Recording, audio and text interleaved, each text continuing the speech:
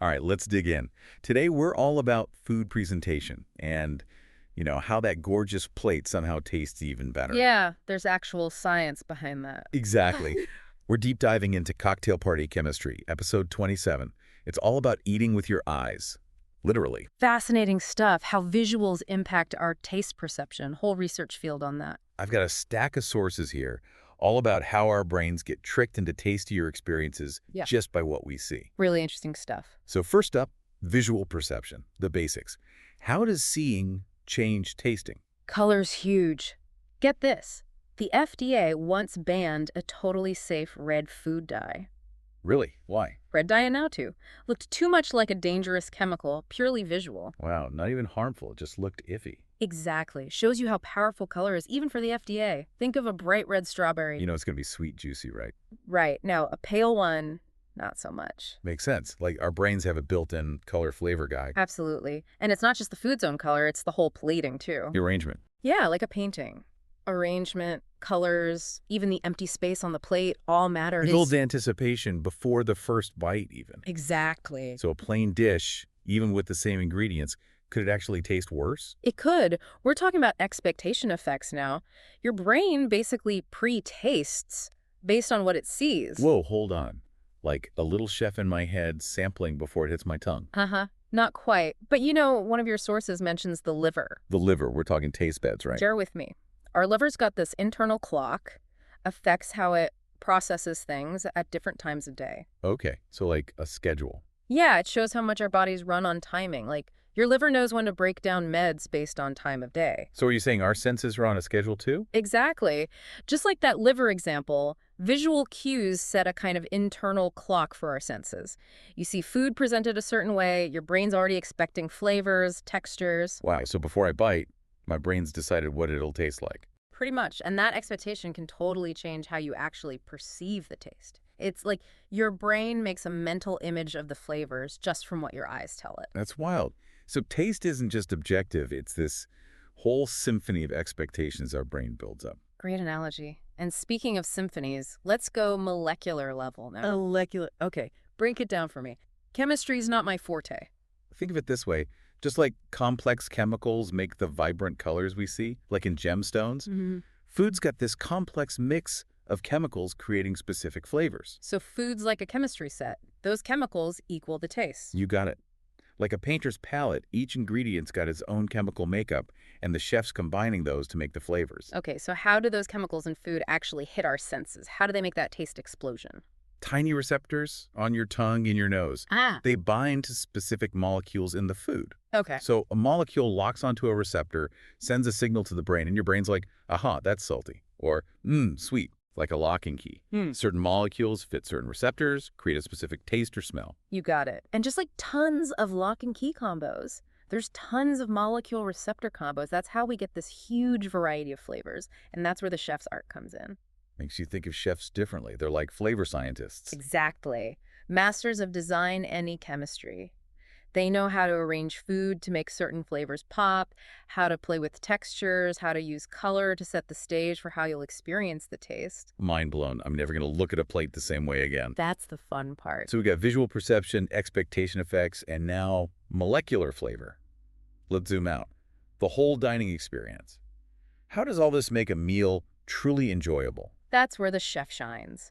A great dining experience balances aesthetics and taste. Like composing a symphony, every element's got to work together. So how food looks can actually make the whole thing better. Absolutely. Imagine a gorgeous plate versus the same food just dumped there. Visuals trigger those expectations we talked about, makes it more appetizing, more enjoyable. Like listening to a song on tinny speakers versus live in concert, right? Exactly. Same music, totally different experience. Man, I got to step up my plating game at home. Maybe some parsley can make my Tuesday night spaghetti fancy. You'd be surprised how much little changes can do. It's about being aware of those visual cues, how they're already messing with your brain's idea of the taste. This is eye-opening. There's so much more to taste than just the taste buds. For sure. But before we wrap up this part of our deep dive, gotta ask. We talked about visuals making food tastier, but can it go the other way? Can something look so bad it makes us not enjoy it? Great question. Leads us to food aversion. Our brains are wired to avoid danger, and that includes food that looks off, Yeah. like moldy fruit. Even if you cut the mold off, your brain's like, nope. Exactly, survival instinct. Our ancestors who were pickier probably lived longer. Makes sense. So visuals can make food better, also worse. It's all about how our brain reads those cues, pleasure or danger. This deep dive has been amazing. Taste is so much more than what hits our tongue. Definitely. This is just the beginning of our food adventure, though. Join us for part 2. We'll uncover even more about the art and science of food presentation. Can't wait. Welcome back to our deep dive. Last time, we were talking about food aversion, how something can look so bad we won't even try it. Right. Our brains are all about safety when it comes to food. But that creates this tension, doesn't it? We want to be safe, but we also want to enjoy what we eat. Totally. It's a balance chefs have to think about a lot. Makes me think about molecular gastronomy, that super innovative cooking style. It's so cool. It can be, but sometimes the technique, the novelty of it can overshadow whether the food's actually good. Like anything, too much of a good thing, right? You Although- can't just throw weird stuff together and call it delicious. Exactly. It's got to be both innovative and delicious. Like on those cooking shows where they make chefs cook with crickets or whatever. Oh, yeah, the Fear Factor challenge. I always wonder, are those dishes actually tasty, or are they just for the shock value? Probably a bit of both. Some chefs are pushing boundaries, making truly good food with weird ingredients. But there's a line, right? Adventurous versus just plain yucky. Definitely. And everyone's got their own line. Some folks are more open to trying new things, others stick to what they know. Which brings us back to personal preference, how that shapes the whole dining experience. Right, 2 dishes can be objectively good, but you might love one way more just because of what you like. So it's not just the food itself, it's the person eating it too. Absolutely. That's what makes this whole thing so complex. Everyone brings their own baggage to the table, so to speak. Speaking of which, one of the sources mentions people smelling things that aren't there. Yeah, phantasmia, like Yeah. olfactory hallucinations. Whoa, for real. So I could smell burnt toast, even though there's no toast. Exactly. It can be caused by meds sometimes, like antidepressants or antipsychotics. That's wild. It just shows you how intricate our senses are. Even small brain chemistry changes can really mess with what we perceive. Absolutely. The brain is incredibly complex. Okay, so we've got food aversion, that balance between safe and enjoyable, personal preferences, even phantom smells, covered a lot. We have. But there's always more to explore. What else is hiding in these sources? Where do we go from here? Well, the discussion of molecular gastronomy, how it's pushing the boundaries of what food can be, that really stood out to me. Yes. Let's dive into that. I love the idea of science meeting cooking. It's evolving so fast.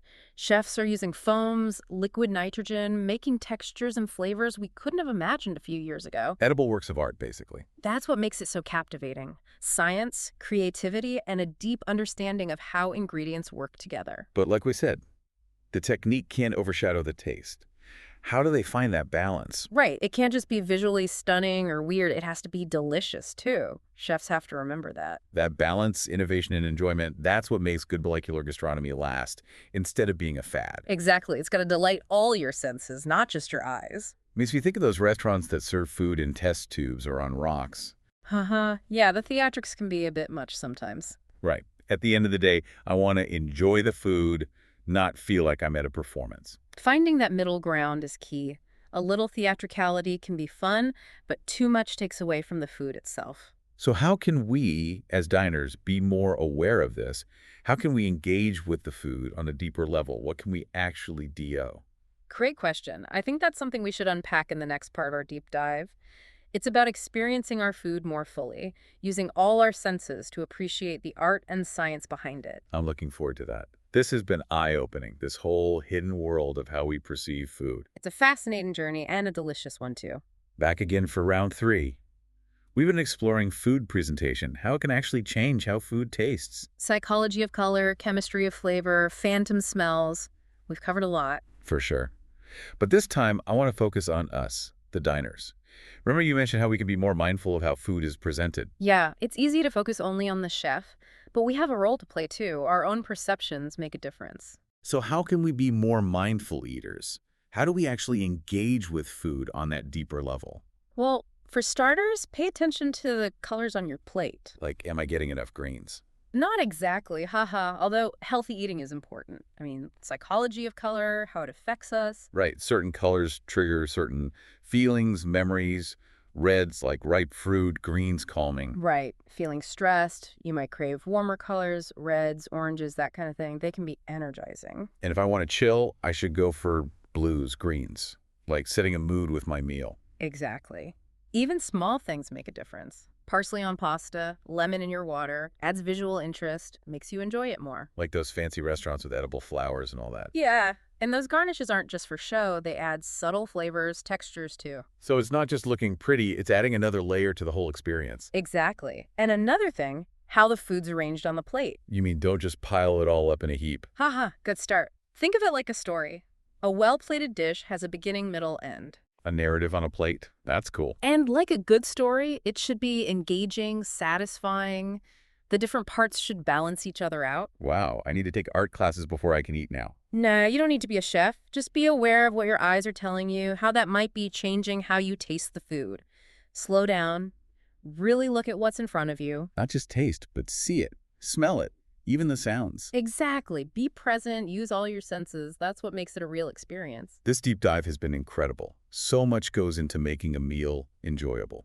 It's a team effort, the chef and the diner. And we can all appreciate it more if we're paying attention. Yeah. I'm already thinking about how I plate my own food now. It's fun. Get creative. Even simple meals can be elevated. This has been a true culinary adventure. I've got a whole new appreciation for food presentation. Glad to hear. And to everyone listening, next time you eat, take a second to appreciate not just the taste, but the whole experience. The art, the science, everything that went into it. Bon appetit. Until next time.